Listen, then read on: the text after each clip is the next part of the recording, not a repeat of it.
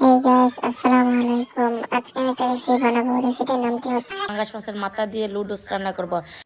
যদিও কথা সত্য নয়। আজ আমি বানাবো সোয়া। হ্যাঁ, সোয়া চাংস বা সয়াবিন বাংলা যেটাকে বলে।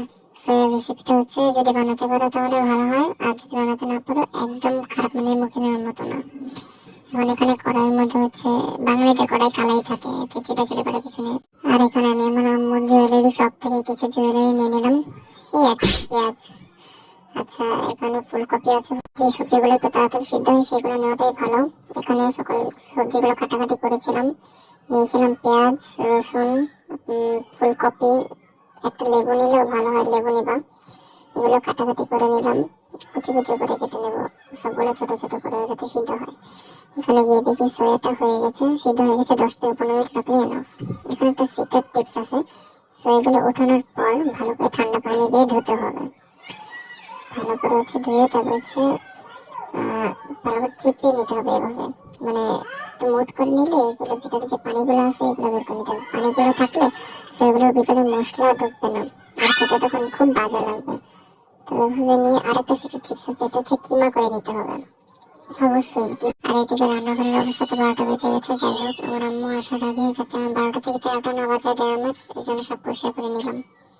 আর এখানে সব কাটাকাটি তো হয়ে গেল, আর কই বাড়ি ডায়লগটা দিব ভাই। কাটাকাটি হয়ে গেলে এখন উপাদানগুলো দেখাচ্ছি কি কি আমি নিয়েছি। এখন তোমাদের একটা ভিন্ন হতে হবে। এখানে টমেটো সস, হচ্ছে রসুনের সস। সসগুলো তোমাদের নিজেদের ওপর ডিপেন্ড করবে, সস নেওয়া যায়। এখানে স্বাদের মশলা বা ম্যাগি মশলা বলা যায়। আর এখানে চানাচুর। হ্যাঁ, চানাচুরটা দেখে অবাক হওয়ার কিছুই নেই, এটা দিলে সবচেয়ে টেস্ট মানে বাড়ে। এখানে হচ্ছে আমি রেসিপি শুরু করে দিলাম, মানে রান্না শুরু করে দিলাম। তেল দিলাম, তেল গরম হওয়ার পর ফুলকপি দিলাম এবং সামান্য ম্যাগি মশলা দিলাম। কপিটা সিদ্ধ হতে একটু টাইম নেয়, তাই একটু টাইম নিয়ে ভাজার পর তারপর 50% ভাজার পর তারপর হচ্ছে পেঁয়াজটা দিলাম। এরপর একটা সিক্রেট টিপস, তা হচ্ছে একটু সামান্য তেল দিবা, তার উপর টমেটো সস দিবা। দেওয়ার পর রসুনের সস, সয়া সস দেওয়া যাবে না, রসুন সস এবং টমেটো সস বা টমেটো সস দিলে হয়, পরে মিক্স করে ফেলবা। এতে হয় কি, দেখো কালারটা দেখো, এতে হয় কি, ভুলেও কখনো খাবারের মানে রান্নার পরে হচ্ছে সস দিবা না।